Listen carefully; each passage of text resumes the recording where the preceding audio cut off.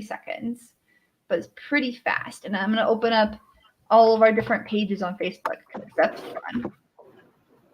Oh my gosh. I like how you can see my Michael Myers mask in the background. You don't like this stream. Right there.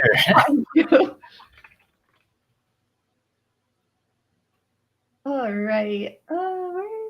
There it is. Loading. Hi everybody. I think we're live now. We are. Hi everybody. Hello. Or should I put on the helmet? Here. Getting the rest of this ready. This is the way.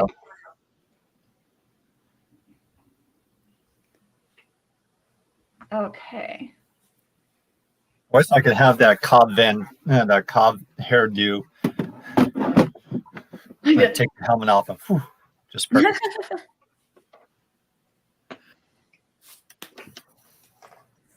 Okay. Hello, Chris. Hello, Annabelle. And hello, Joe. Thank you all for joining us. This is the Star Wars episode of CosTalk Live. So we will be talking about, our Star Wars cosplays, our favorite cosplays, our most difficult costumes, a skunk. I sure thought about that, but I can't get it to stay. It's so cute. Okay. And then we'll talk about gatekeeping in the community and then leave it open for question and answer because that seems to be very popular at the end of these streams. And yes, Sarah's little buddy is adorable as well. I mean, next time if I'm ever back in Disneyland, one. I need to get one of those because they have them at Disneyland. Is on the online shop now. Okay, then I'm going to get that. I just straight up ordered them for my Mandalorian Merida. Like this has to happen. They didn't have the brown one though, but I was happy. I like this one. Even if I don't care what color it is, I can always change that. That's true. I can airbrush it and paint it. I don't care what color it is. He's on the website, the shop website now. Oh, it's so cool. Okay. So why don't we go ahead and start with introductions? I'm going to start from a little circle based off of my presentation here, and that puts you first, Alan. So why don't you introduce yourself? My name is Alan Amos, and my company is Alan Amos Creations. I run it with my wife, Annabelle. She helps, she does a lot of promotion that I'm mind blown on, but I do props for sale online, and you can find me on Etsy through the same name, ArtStation, Facebook, Instagram. And I do anywhere from Star Wars to Fallout gear, which is mostly whatever I cosplay is what I'm selling to. Yes. And I'm going to see if I can get your site up right now because I got it. I've been cosplaying and making props for probably about 10 years. And my last job, I was a professional molder. So I do a lot of professional molding and casting. Ooh. Which really translates well into all the props I make. And I work with a lot of artists as well. I work anywhere from Red Nebula Cosplay with Sarah, my buddy Kyle Thomas Williams, who does a lot of 3D modeling. Also with Psionic Studios with Will and Heather. They do a lot of the soft parts, and Will does a lot of the 3D modeling and printing that I need for certain props. Like they made the Mando vest and cummerbund I'm wearing, which is extremely comfortable. I'm always impressed with the stuff that you guys collaborate on. I'm always like, this is so cool.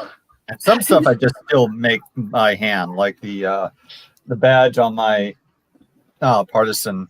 That one I just made by hand. So there's a lot of stuff I still make by hand or sculpt in clay, like my trapper mask I sculpted in clay and molded and cast. Same thing with demon skulls I make.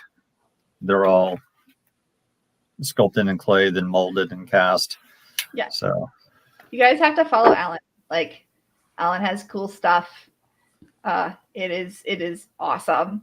Trying to get more into artistic type of displays and wall pieces. So trying to branch out more.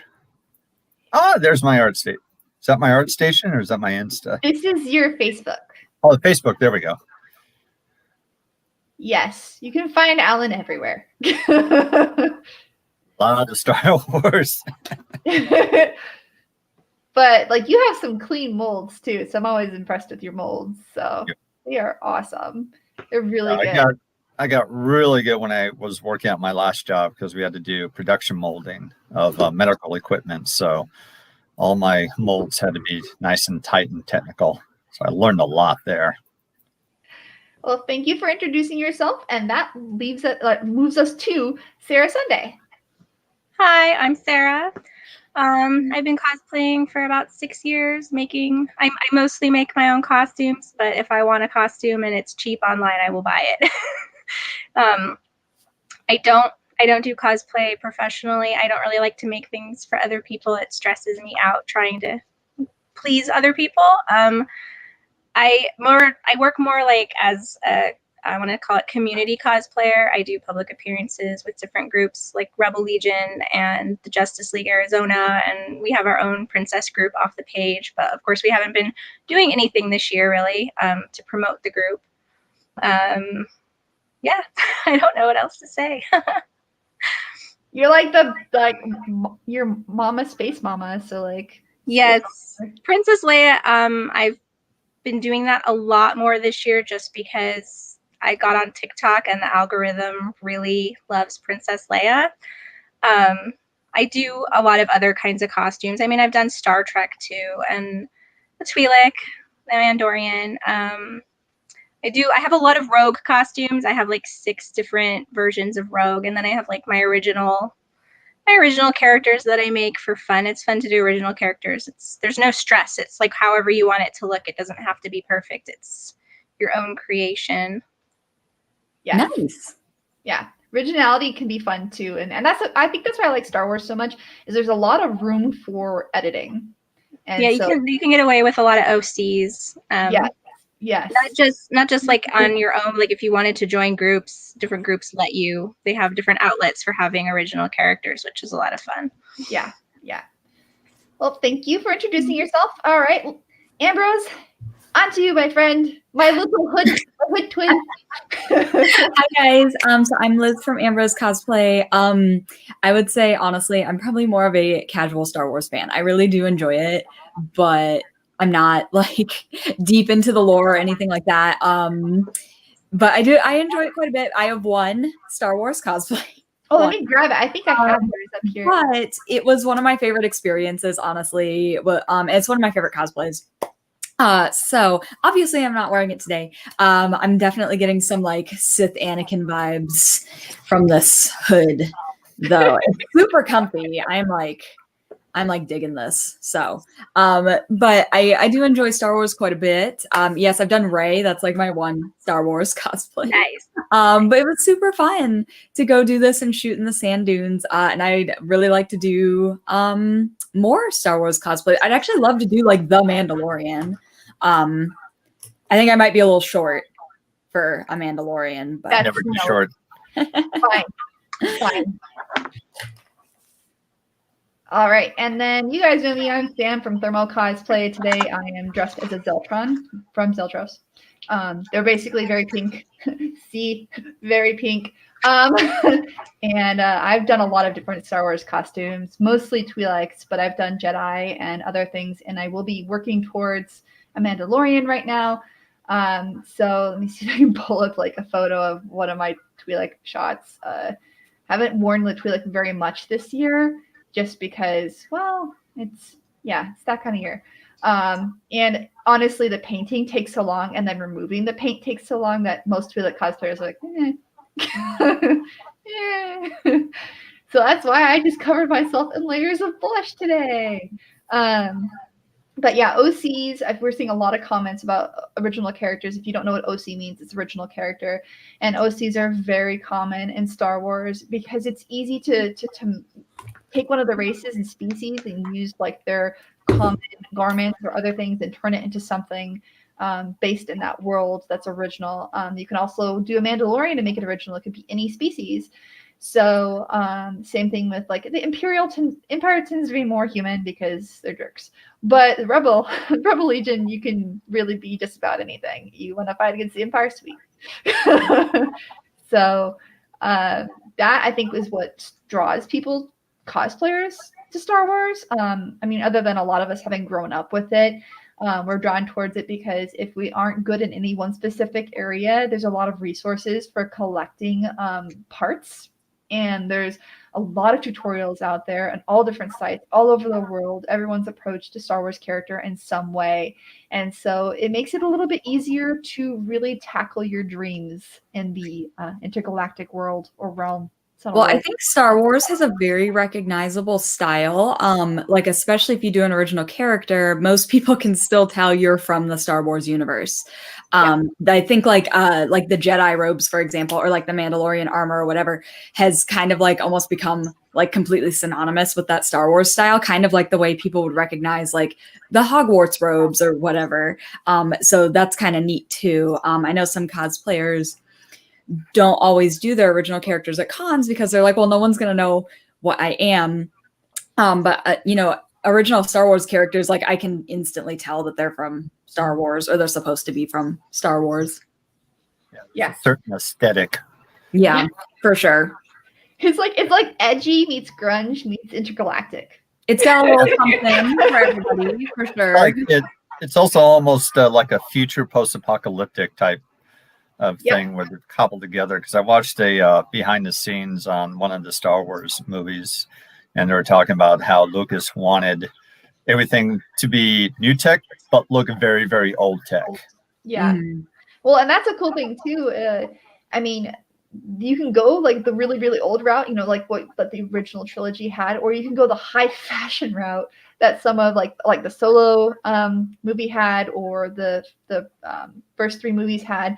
So there's a lot of different options to, like, if you don't want to go alien and you want to stay human or near human, and you're more comfortable with high fashion or really pretty things, there's opportunity for everyone. There's armor options, there's garment options, any height, any size, and there's something here for you. Like whatever you want. Yep. Star Wars has got it. So, the Phantom Menace had a lot of great gowns and outfits for balls and everything, especially with Amidala's setups were amazing. They were just incredible. I know. I admire anyone that can do an Amidala costume. The weight of those costumes, like so much work.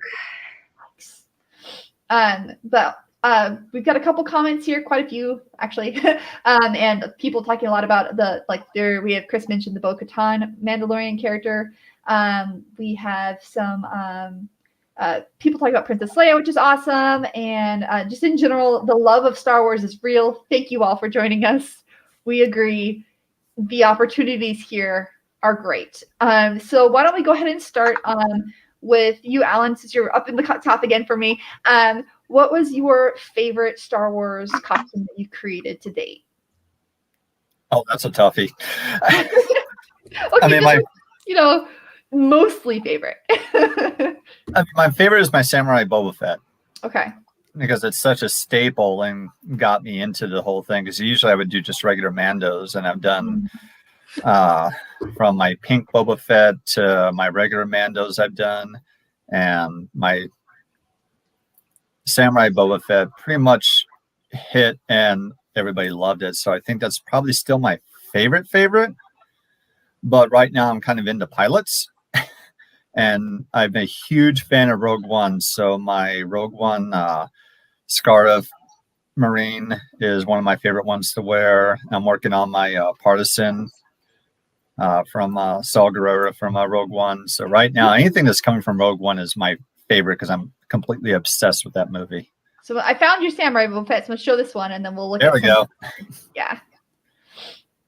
It's awesome. Look at all those. I love how you're like an Assassin's Creed person. Yeah, that was when Black Flag came out, and Annabelle and I had hit the Black Flag. They had this huge boat for the Black Flag. Was it ship? And they had a bunch of pirates on there, and Annabelle found the release party they had there, where they were playing part of the game. So we went onto the ship and just it was fun. She was dressed as a pirate. I was dressed as my samurai fed, and we went on this whole boat. And it was like, okay, this is amazing being in costume on this. Yeah. No, that would be awesome. This looks familiar. I wonder where I've seen. Oh this yeah, I'm before. doing a client requested I do a Just Pava repaint of the Poe Black Series helmet. So I'm doing the repaint on that, which has been pretty fun. I've made 3 of these in the past through the helmet sculpt I worked on with Sundae Cosplay, who did the 3D modeling for my original TFA helmets. And the Black Series is just so easy to convert over. It's like a few things you just need to do to make them not only look good, but you can also make them approvable through the RL.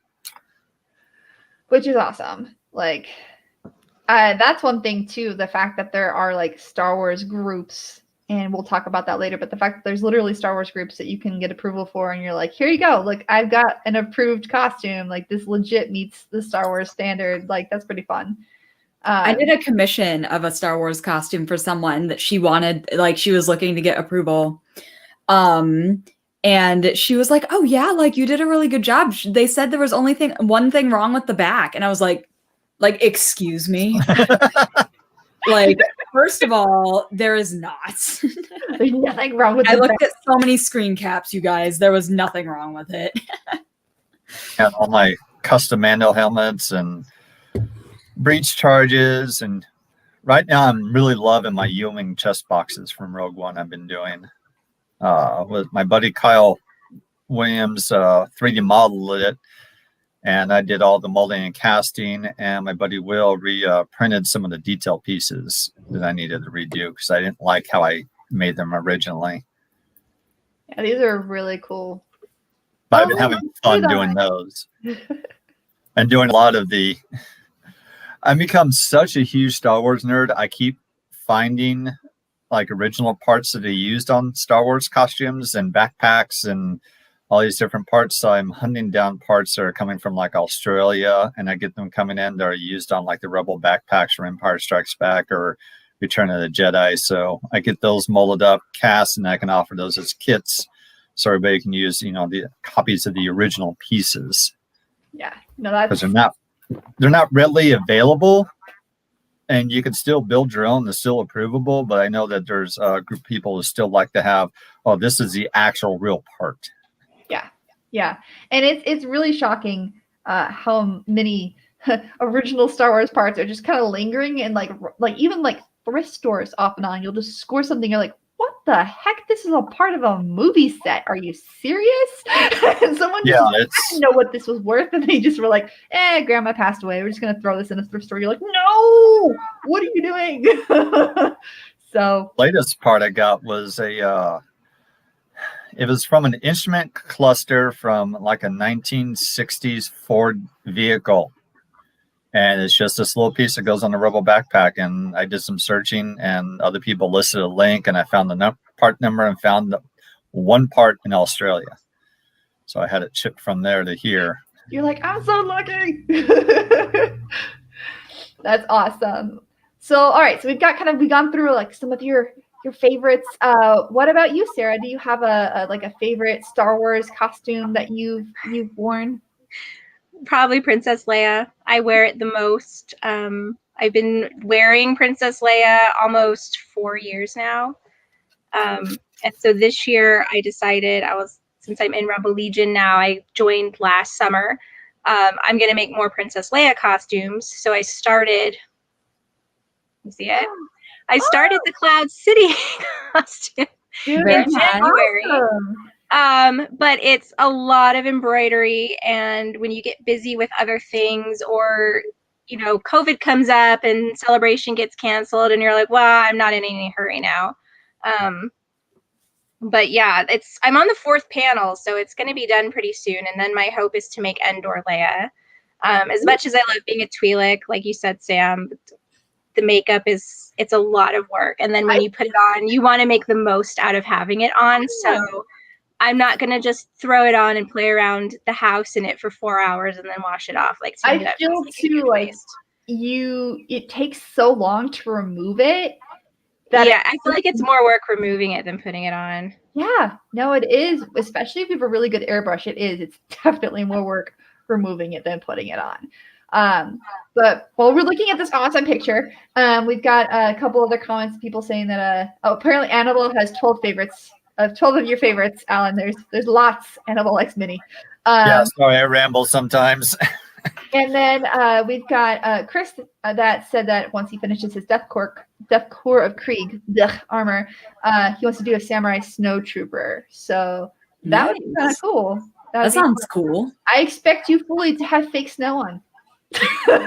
You must walk around in these little snow petals everywhere. Just that little something extra. Yeah. But okay, I know you've only done one costume, but do you want to talk about it, Liz? Okay, so like I've only done one costume for myself. I also made a Ray for a friend, like I had mentioned before. But I do really like the Ray costume that I made. Like just I have a lot of good memories, I guess, surrounding it because we like all went and did like a photo shoot out in the UMass sand dunes, and that was like one of the coolest photo shoots I've ever done. Of course, this costume needs so many repairs. Like the last time I took it out, I was like, what the heck did I do to it? And the boots still have sand in them. Like to this day, I have like emptied them often and they still like, I still find sand in them. But yeah, it was a lot of fun making, Ray. And, I really like her style in all three movies. I think it's very like functional, and just I'll probably make like another Ray costume. I think I'd like to do Leia one day too. I feel like the dream would be to do like a Padme one day, but like I don't know. I've had friends who have done some of Padme's and I know it's so much work, like the time commitment. I'm like, I don't know if I can commit to doing something like that, but we'll see. We'll see. Like I said, I'd like to do like a Mandalorian one day too, I think. Well, Mandalorian, we gotta like start going. Like that'll be awesome. That'll be. Oh yeah. Yes, make this happen. So my favorite Star Wars cosplay isn't done yet because I've been coming up with this concept for a while, and then I finally did a design. And I'll just share the picture that I shared yesterday. But I finally did the design, and then Robert Webb, who is Papa Fallout, basically the new Arizona Fallout Republic group, sent me some 3D printed objects, and I'm learning more about 3D printing than I was before. I already knew a little bit, but now I know even more. Go Sam, good job. I know this is fun, but like it's going together really well. I just I have a little head and little arms, and I'm gonna have to pad the crap out of everything. But I was like, how is it that like my forearms and my head are always like smaller than everything else? This is awkward. But I'm doing like a mix between the armor from the Mandalorian, a traditional Mando kit, and then Merida from Brave. And so this will be my piece de resistance if I get it done right. Oh, I'm sure you will, Sam. Well, I'm just going to not have to put on so much makeup because I swear every costume I've done before this, I've done a Jedi and a guy, I've done a Zabrak, I've done a Twi'lek. I did like a normal just Jedi, like a human Jedi, but most of the stuff that I do is like aliens. And so I spend 2 hours getting ready and it's just like, Are you gonna have like some of her hair like coming out the back or something? Yeah, I'm gonna have it cut into like this semi buzz cut with like an A line coming forward. So Okay. that when I get the bucket off, it just kind of falls out of the bucket. I'm trying to come up with a way to make it look cool and not stupid. That's the one thing with costuming too, is like when you're wearing a helmet all day long, you get sweaty. So then how do you make yourself look fresh faced and not horrifying? Now in Star Wars, it's actually pretty good to like have like a messy face, like that's fine, but it's just a personal preference for me not to have that much of a messy face. So we'll see what happens. I'm trying to find I don't know, I haven't taken a photo of my Jedi and a guy in some time, but I think it's actually on Google. I can just pull this up. But this is the very first Star Wars related costume that I had ever done. And I was actually pretty happy with it. Oh gosh, this is such an old photo. It's fine. It's fine. It's cool. Okay, you can see baby Sam. Just like, it's fine. There we go. So, the Nagai are, I think they're, I don't know, they're still canon, right? I don't know. There's so many species that went legend that like it's so hard for me to figure out what is canon and what is legends anymore. For those who aren't familiar with Star Wars, when Disney acquired them, Disney decided that there were certain things that were not canon and there were certain things that were, and it created this divide between my Star Wars knowledge that now it's hard for me to figure out what is actually considered canon now and what isn't, and what species I think will be recognizable. And I think, unfortunately, the Nagai fell into the legends, but I really liked them. So there were a lot of Sith Nagai and a lot of Rogue Nagai, and yeah, they were the sassy aliens. You know, Sassy. they were like the Zabrak from Dathomir, but sassier, and they didn't take crap from anybody. Leadership was crap. No. So, okay, so we've kind of gone through our favorite cosplays. If anybody has questions, go ahead and post them. But we're going to go ahead and go through and start discussing some of the most difficult, like, costuming things that we have encountered when trying to create a Star Wars cosplay. So I'll start with Sarah this time. Sarah, when creating a Star Wars cosplay, what are like one or two things that you've encountered that you really had to do a lot of research to overcome? My wig. The first time I applied, they said my buns were too small. And I kind of expected that because I was only using the wig hair that I had. And I actually sewed the buns in place, and I left the wig like it was intact, and I just throw it on for any event without restyling it. And it lasted like a year, but after a while, gravity and being in and out of the bag and on and off of my head, it started to get loose anyway, and I figured they would tell me my buns were too small, so I ordered extra hair. But incorporating the extra hair into the wig was a challenge.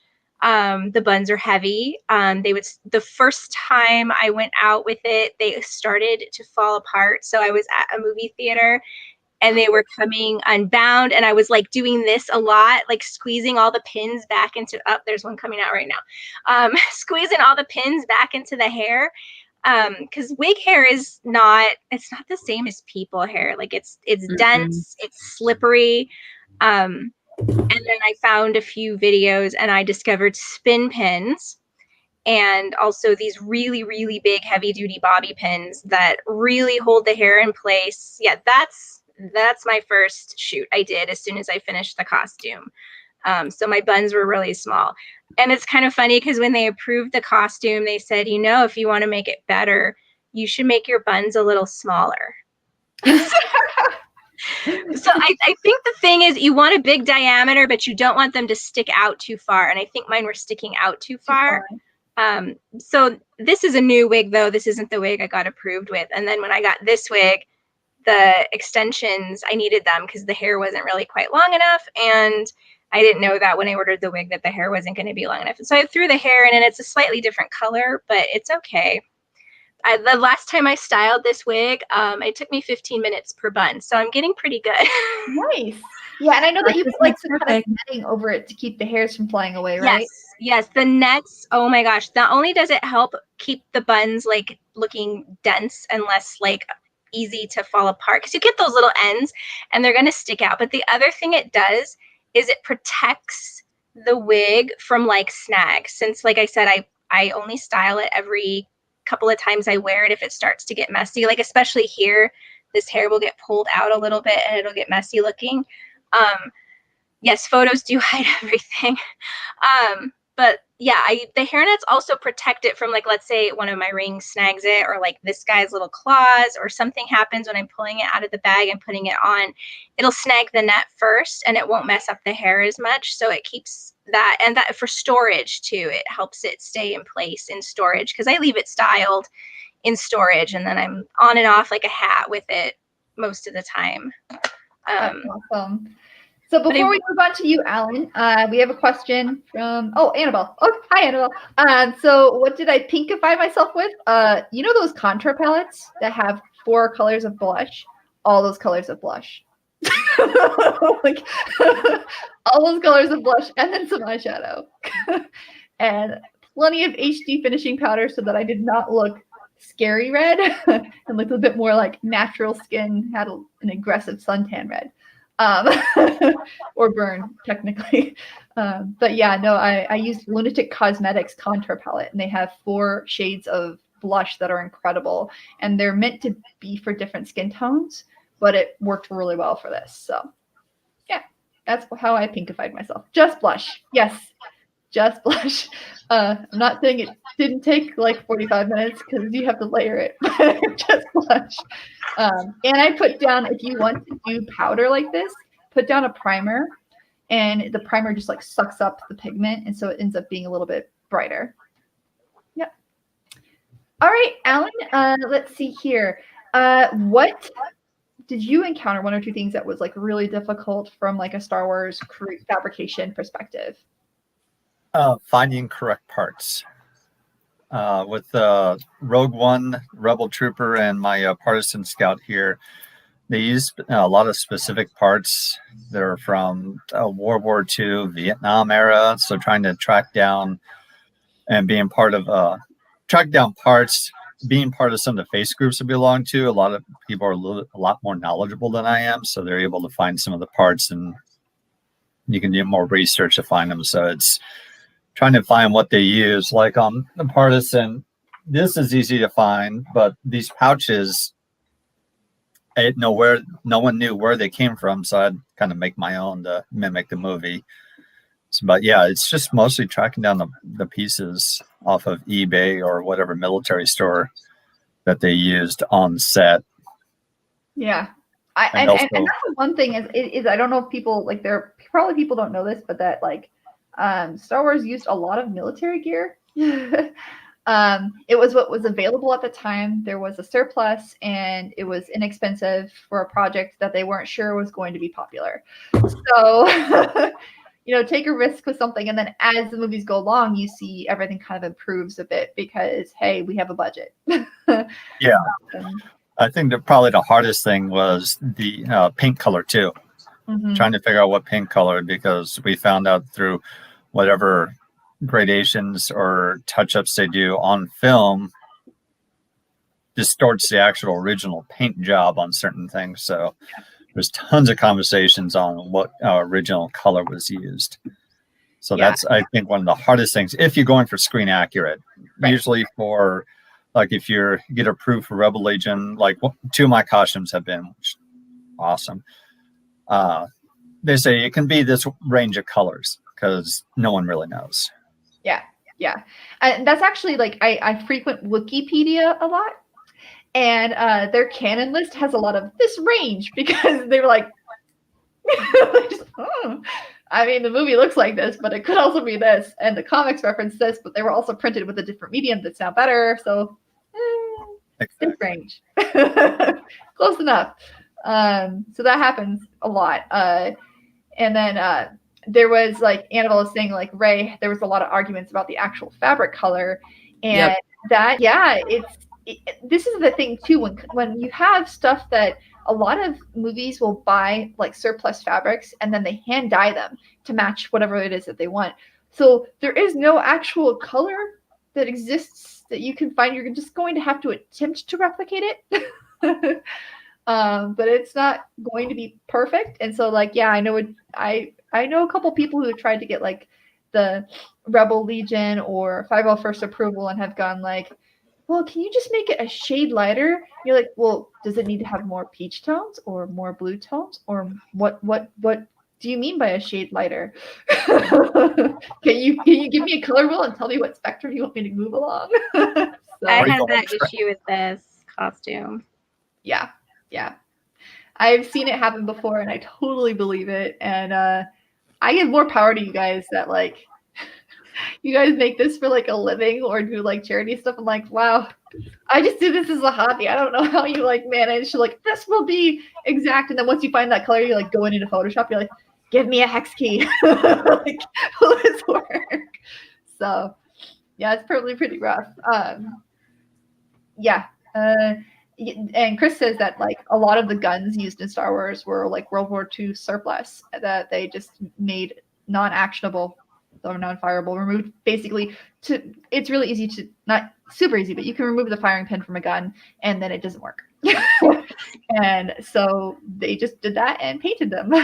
So, or added like real, I've seen before where like there were a couple like shots where they were firing and just the tip of the gun falls off because it was too hot.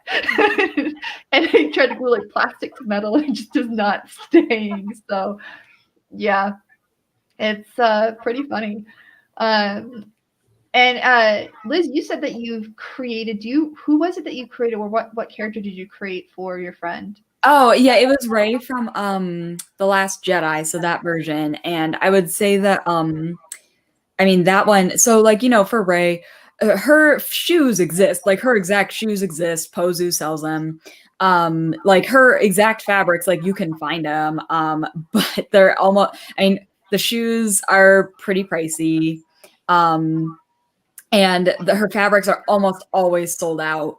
Or out of stock, you know, where you can find them. So I know that was when I made it for my friend, that was super frustrating because like that little waffly fabric for her vest, actually it does exist, but it was sold out. And you know, like you guys were saying with the colors, I could have sworn that her like Jedi vest thing was black. So I bought this black fabric that was similar, but it's actually like a really dark brown.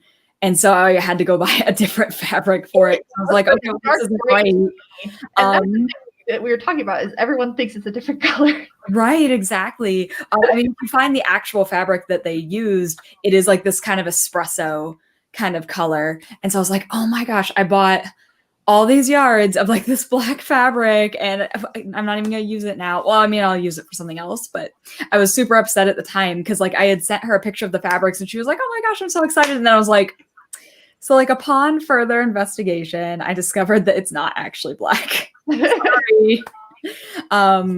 So I mean, and I think, you know, in movies too, they'll make like 10 different costumes, 10 versions of the same costume for different purposes, right? For different types of scenes. And so when you look at the screen caps, there are certain aspects of the costume that change from scene to scene, you know, because it's a different costume. I think, you know, that sort of like compromising on screen accuracy can be frustrating when you're planning your own costume because you're like, okay, well, do I want it to have this sort of a back? Do I want it to have this, you know? Ray's boots, especially, like I feel like if you don't go with the official boots, it's really easy to look like you're wearing Uggs, which is not really the aesthetic that I particularly want. So, I mean, I think it is kind of hard with Star Wars costumes sometimes. There are some things that you're like, is it this color or this color? Is it this way or this way? Does it have this type of closure or this type? You know?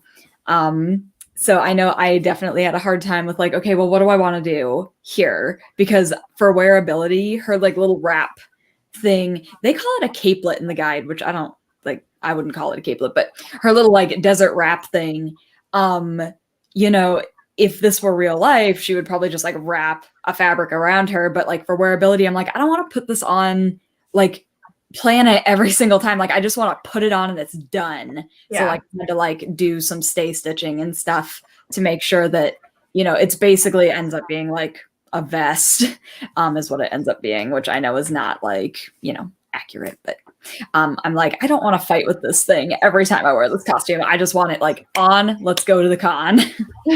Like I'm done. Yep. Yeah. And I think that's fair enough. I've always wanted to do a Rey cosplay, but I keep looking at all the draping and stuff and I keep looking at the colors. I'm like, no. Nope. Plus, you know what drives me crazy is it's so weird to me. I'm like, oh, why are they so high up? Like, I don't. Why? Well, in Rise of Skywalker, when we first see her, so she's like in all white, right? And then like immediately she lands like in the dirt, like in the first scene. I'm like, like, oh god. That's the thing too. When you're creating Star Wars scenes for photo shoots, Like, you're like, yeah, what they don't tell you in the movie is they did this scene and then they immediately stepped away and either changed or had someone wipe them down, okay? So you're just going to have to save all the crazy shots for the end and know that your costume will get super dirty so you have a means of washing it. Let me tell you, Rise of Skywalker stresses me out for a lot of reasons, but her white costume getting progressively filthier is definitely one of them. Like, I just, as she gets like dirtier and dirtier, I'm like, oh my gosh, like, please stop. And then like in one of the final scenes, it's like not super dirty. And I was like, she went like, and got, she went to the I have doubt. It's fine. We stopped at the space laundromat before reuniting. That happened with Leia's costume in A New Hope, though, because she came out of the trash compactor completely like disheveled, dirty, or one of her buns was falling apart. And then by the time they were escaping on the Millennium Falcon, her dress was clean and her buns were nice and neat. She stopped by the Imperial bathrooms. Fine. Yes. It's literally like anytime I see some kind of continuity issue, I have to make a joke. Like I really want to do a series of sketches on Star Wars continuity issues. Like what you don't see. There's like a line of stormtroopers lays at the end, just like, come on guys, I just need to do my hair. Like, just like I don't know. I feel like that'd be funny. I know I'm going to run into issues with this Mandalorian. I feel like that's going to be a learning experience for me. But I think the one thing when the first time I did it with Twi'lek, I did Elena Daru. I don't know, whatever, close enough. And this costume wrecked me. I didn't know how to create the weird bandaging, puckered look that her thing had, so I used elastic and ended up creating really weird like skin bumps everywhere. Like elastic pulls in different ways, and I did not think about that. And then I found out later on that I'm sensitive to latex. And those were my first Leku were latex Leku. I also did not know at this point in time how to get a collar to stand up, so I put I starched the snot out of spandex, and bad things happened because this is before I learned how to treat it properly. Let's just say this costume, while it looks great, this was I had only worn this costume for maybe 3 hours, and I was like, I'm done. Let's take photos. I'm done. I will strip and right next to my car is literally behind. You see that little beetle? That's my car because I am ready to get into normal clothes. And it was like I had an undersuit so I could just pull it all off and throw a sweater on and some pants and be done because I did not realize how uncomfortable it was going to be. And it ended up being a really significant problem for me. Plus, I didn't make my headpiece loose enough for my ears to breathe, so I suffered from ringing ears for 3 days. Ouch. Lessons learned.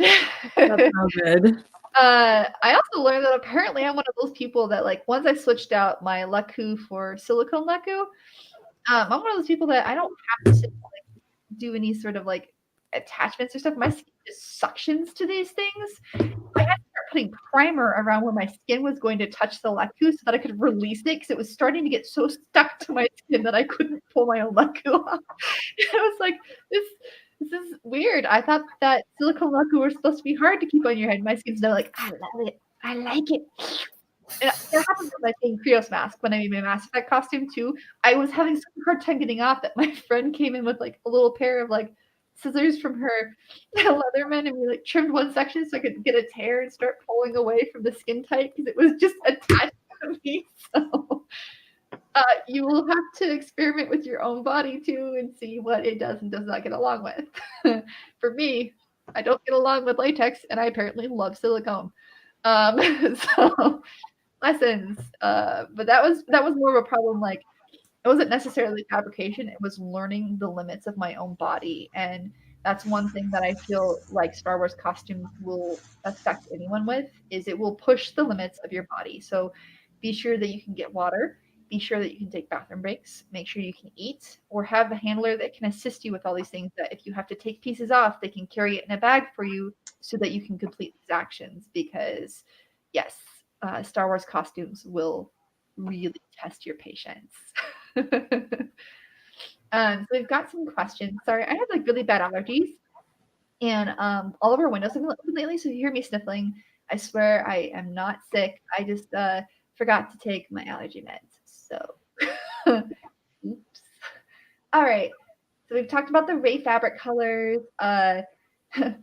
Down from yes, Annabelle. That's exactly it. Is anytime a character comes back clean, they just went to the local planet Circle K. Yep. And then when Cassidy takes off his helmet to snipe in the rain and rubs out one of his eyes, and like the movie director's like, why? Oh yeah, that scene that drives me crazy too. Yeah, and that's the thing too, is like actors. These are people who have been like trained. Even they're like, this costume is like taking me to the brink. Right. So, if you are a hobbyist, or if you're doing this like professionally or stuff, and you feel exhausted, it's okay. Please take a break. This is pretty normal for Star Wars stuff. So we're getting to the last 15 minutes, and we're going to kind of gravitate away from fabrication and the costumes that we enjoy, and kind of talk about, unfortunately, some things that happen in the community, gatekeeping. So this is like one of those, who would like to go first? I don't want to put pressure, about something they've encountered and how they've had to learn to overcome it.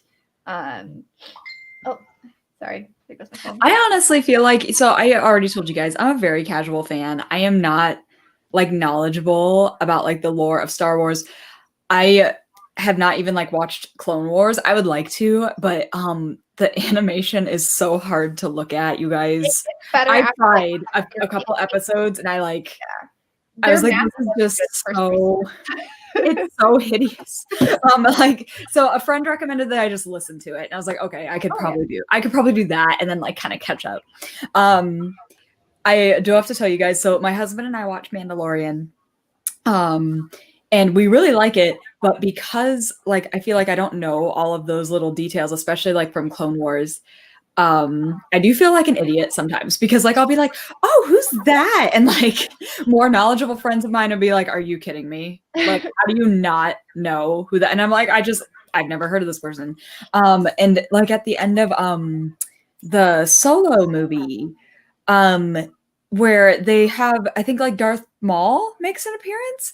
And so I did not know that like Darth Maul came back and all that. So both my husband and I were like, when are we? Like, like how is Han Solo older than Anakin? Like, how does this work? And so like we didn't know any of that.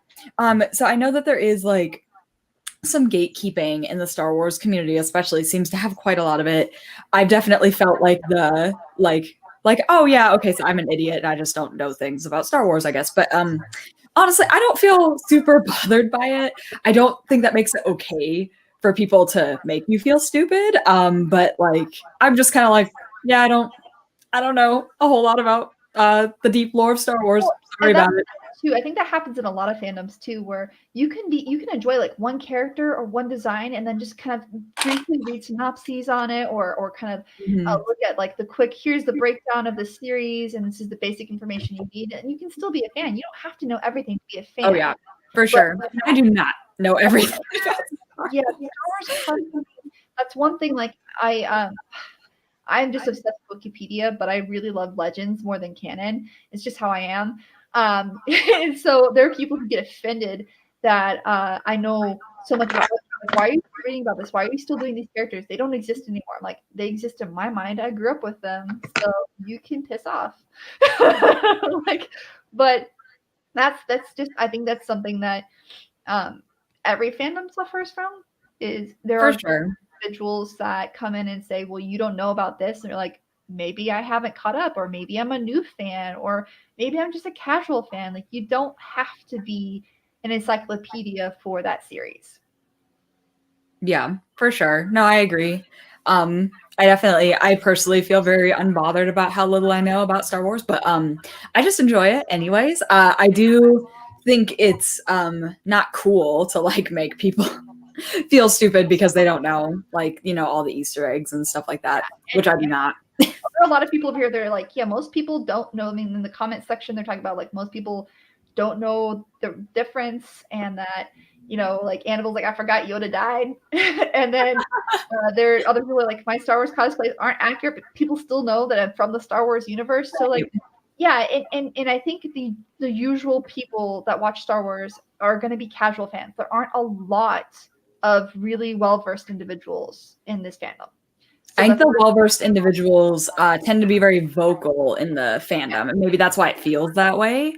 And not vocal like in a bad way necessarily. Just I think they're the people who know the most, and they talk about it the most, probably. Yeah. So, Sarah, I know this is a topic because you're writing like a research paper about it. So, you have like an experience that you had to overcome that you can share with everyone? So first of all, I've never actually had a huge problem with this until this year. Being on the TikTok app, because I have more followers there than anywhere else, I guess. I don't know. But now I have men who like to drop into my comments and correct me. Like I did a video where I talked about Princess Leia becoming a senator at age 18. And this guy dropped in and he's like, actually, she became a senator when she was 16. And I was like, no, actually, she joined the junior Senate program at 16 and she became an actual elected senator at 18. The junior Senate program was educational. And I just went on. Like I didn't try to be rude and he never responded, thank God. But I just get little things like that. But I actually see more girls that get harassed much worse than anybody who harasses me, especially girls who are really into Rey and like really love her, because a lot of men really hate her for some reason. And it just gets really ugly. I've seen girls say, oh, I'm leaving the Star Wars fandom and I'm going to quit doing Star Wars. And it's like, well, first of all, you can't just quit liking something you like because somebody's not being nice. You can maybe quit using social media and talking about it online, but it's like, you're always going to love it. It's kind of like a part of who you are. And the second thing is when they say they're quitting, I'm like, well, then you're relinquishing Star Wars to them. They don't deserve to have it to themselves. It's not just for them. It's for all of us. And if you're going to quit, then you're letting them win. Like, women have had to fight for space within male areas in the past. I mean, doctors, lawyers, all kinds of jobs. And now we're just going to give up Star Wars. It just seems kind of sad to me. Don't give up Star Wars. No, I agree with you there. And I don't want to talk too much because I have experience, but I'll move on to Alan too. Is there anything that you've encountered as a prop maker? Because I know that you probably get like people going in like, this detail's incorrect, or this circle is 2 millimeters off. You only have 5 screws, not 6. Honestly, that's the hard part. I mean, I'm basically a white guy, and so I fit in easier. So honestly, I won't, unfortunately, fortunately for me, but unfortunately, I won't actually get the effect that a lot of other people do, from POCs to women to anybody. It's going to be mostly, if a lady does what I do, and I'll get away with doing certain thing, she won't, strictly because she's a woman. And that has happened. I've seen that happen, and it's mostly, so I won't get necessarily attacked, but I'll see stuff that where me personally is becoming vocal, going, no, that's not right. Don't do that to this person or to these people. That's the thing that is the hardest part for me, is standing there and going, no, don't do that. It's not right. So I think that's the hardest part. Standing up and trying to help back up somebody who has every right. Yeah. And noticing when it happens. And yeah, I mean, like Annabelle says, I've got inaccuracies on my costume stuff and props, and no one cares. And I'll get tagged for either a color or something's not weathered properly or something. But to me, it's like, I just let it brush off. But that's because, like, I'm basically a privileged white male. I don't get a lot of the attacks that other people do. So, well, and that's the thing too, is if individuals, like, there are costuming groups and they're starting to get better, but there's definitely fights in costuming groups too that are charity groups where there are individuals who have this toxic perspective and don't see anything wrong with it because they're privileged and not acknowledging it. And so they just keep moving along saying, well, nothing bad's happened to me. And it's because, they're the source of the bad. But just if you ever join a costuming group and you ever encounter toxicity, report it, document it, keep it saved somewhere. Don't let it just slide by, because letting it slide by is perpetuating its existence. So that's one thing. Like I am a white female, but I am also a very tall white female. And the joke in my family is that I'm like the pretty linebacker. The few times I've had individuals approach me and offend me, I guess I have a silver tongue. I say things without thinking, and it's very aggressive, and it startles people, and they walk away. So maybe learn to. But this is going to sound weird. I actually practice conversations before I go to conventions where something that I feel I could encounter resistance. So I start thinking about what individuals may or may not say, how would I approach that? And that's just a personal thing for me, because when I first got into cosplay, I was very unprepared I did a Demon Hunter cosplay from Diablo 3. I was a casual fan. I was wholly unprepared for the toxicity I was going to face. And I've learned that lesson since then. And I literally prepare dialogues in my head. So I have kind of a reel of responses ready. Now, if I think having a script is smart. Yeah. That is. It's just a weird technique. I've done it a lot. Well, and then you're not taken by surprise when it happens. You have a response ready to go. And you can call people out immediately and say, like, what do you mean by that? Yep. And I love doing, well, can you explain your perspective? Because I'm not comprehending where you're coming from. And then they just look at you, and most of the time they're blanking out, and they're like, well, oftentimes they can't explain it to you why they would say something like that. It's just like, and that's one simple way of resisting gatekeeping is, well, I don't understand your perspective. Can you explain it to me? And most of the time you're going to catch them so off guard because they're just trying to be nasty, that they're just going to look at you. And if they do have an explanation, then you can start a debate. But if they don't have an explanation, you can say, well, your opinion has no effect on me. I'm moving along. And you just walk away. And if you have individuals following you, guess what? Events have security for a reason. Report saying, this person's been following you the whole time and saying these things, and I don't feel comfortable or safe anymore. And they will escort them out. I have seen it happen before. I participated in one person getting escorted out after they smacked my butt so hard they left a bruise. So yeah, don't be afraid to counter offensive actions. And if you're one of those individuals that's not a comfort for you, please travel with someone who can do that. And preface it with, I'm going to need your help with this. These are the things I might encounter today. Can you back me up? Go in with a plan. Yep. As unfortunate as it is needed, it makes things so much easier. Yeah. And it's just safe in general too. Like, especially when you go to, like, I've been to events that I've never participated in before, so I didn't know what the community in those areas was going to be like. So I just went in with a plan, did some research, and just had some dialogue ready in case.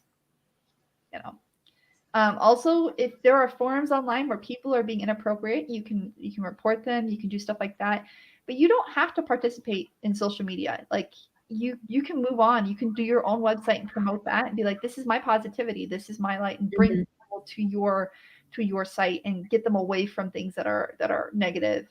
Because sometimes reporting doesn't work. At the very least, just delete their comments. Yeah. Oh yeah. I love. I don't know why people leave up upsetting comments for other people to see. Just delete them. Seriously. Take their voice away. Just block them. Give them a warning too. If they have someone that, like, it's the first time they've been a good fan, it's the first time maybe they're just a little edgy that day, I like to sometimes message them and, hey, I deleted this comment because of this. I have community guidelines. You did not follow them. I'm just warning you, if you do this again, you're gone. And I've had a couple people like, well, I'm your fan. I'm like, no, you're not. Bye. Not anymore. Do we have any last minute questions in the chat? Yes. Last minute questions. While we're doing last minute questions, we'll go through, like, we've had some people talk about, like, yeah, like Chris said, he's 6'4" and he's big, so nobody wants to mess with him. Hey, use Chris as a shield. He's awesome. Anyways, no. I'm sorry, Chris. But yeah, we'll go ahead and while we're waiting for people to post questions, why don't we, Alan, where can people reach you? They can primarily reach me through Facebook, through my fan page, Alan Amos Creations, or on my Facebook or Instagram. All right, let's show you. That's the best place where I get mostly reached by. Alan Amos Creations. This is what his page looks like, just so you can see it. I think you're the only Alan Amos Creations I know, but yeah. Sometimes people get lost on the internet, so why not show them? There you go. All right, and then Sarah, where can people reach you? I have a Facebook fan page. I have an Instagram. I don't really use Twitter that much, so I really don't recommend. I mean, if you want to follow my Twitter, you can. I hardly ever post to it. Also TikTok, if you want to see me be a goober in my costumes. You can check out my TikTok. But on TikTok, it's Sara Sundae and then AZ because somebody was using my name. No. How rude. I've been using that name on the internet since 2008. So when I find, I should just jump on every app that comes out as soon as it comes out, whether I'm going to use it or not, just so I can protect the name, but I don't. And then I get on the app and somebody else thought it was a cute idea. So that happens. Yeah, it happens. All right. What about you, Ambrose? Where can people reach you? I'm Liz from Ambrose Cosplay. You guys can find me on Facebook, Instagram, and Instructables. I follow you on Instructables. Yay! Aw, I follow you on Instructables too, Sam. It's following time. I tried to load your link tree, but it denied me. So it's okay. Link tree on her Facebook, so you can click on that and it goes everywhere. All right, and then I am Sam from ThermoCosplay. Honestly, if you want to find everywhere that I'm at, the easiest place to go to is ThermoCosplay.com. It has all of my socials up at the top. I have my portfolios, events, and tutorials present there too. So then you can find more information there. That's pretty much the easiest bit to go to. So just go to the top. This is the current photo. That photo changes all the time. So just look for ThermoCosplay.com. All right, so we do have a couple questions, and then we'll just go ahead and wrap. Oh, okay, load. There you go. I love when it just likes to stop on me. Be like, I might actually have to duck out for the questions. My oven timer just went off. Okay, well, thank you. So lunch is ready. But it was so good talking with everybody, talking Star Wars. Bye. All right. So let's see here. Joe said that he's always ready with the backup cosplay friend. It's a good thing to do. And then I don't think we have any questions. I think we're good, actually. So thank you, Alan, and thank you, Sarah, for joining us today. We super appreciate it. And once again, be sure to follow these two and check out their work. Once again, I am Sam from ThermoCosplay, and we'll be on next week as well. But we're going to do for CosTalk Live just a casual chat session because we don't have anything prepared. So it's probably just going to be us goofing off again. Yeah, we have some stories to tell. It's fine. So we're going to sign off. Thank you, everybody, for joining us. Bye.